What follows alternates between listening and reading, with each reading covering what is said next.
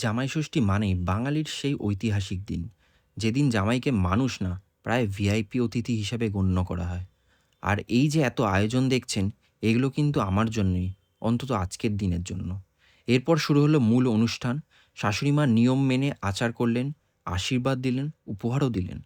সারা বছর যতই স্বাধীন মানুষ হই না কেন, এই কয়েক মিনিটে আমরা আবার ছোটবেলার মতো বাধ্য ছেলেতে পরিণত হই। আশীর্বাদ নেওয়া, উপহার বিনিময় সবকিছুই এত সুন্দরভাবে চলছিল যে এক মুহূর্তের জন্য মনে হচ্ছিল আমি জামাই নই, কোনো রাজবাড়ির বিশেষ অতিথি। প্রথমে ভাবলাম একটু হালকা কিছু খাবো। তারপর টেবিলে এলো লুচি, ছোলার ডাল, আলুর দম আর বেগুন ভাজা। এই মুহূর্তে ডায়েট, জিম আর ক্যালোরি সবাই মিলে আমার জীবন থেকে বিদায় নিল। আর শাশুড়ি মায়ের সেই বিখ্যাত সংলাপ, "আরেকটা লুচি নাও", যার প্রকৃত অর্থ হলো না বলার কোনো অপশন নেই। একটু বিশ্রামের পর শুরু হলো দ্বিতীয় পর্ব। ফ্রাইড রাইস, সালাড, স্টাফড আলুর দম, মাটন, চাটনি, মিষ্টি দই, আম, লিচু আর মিষ্টি।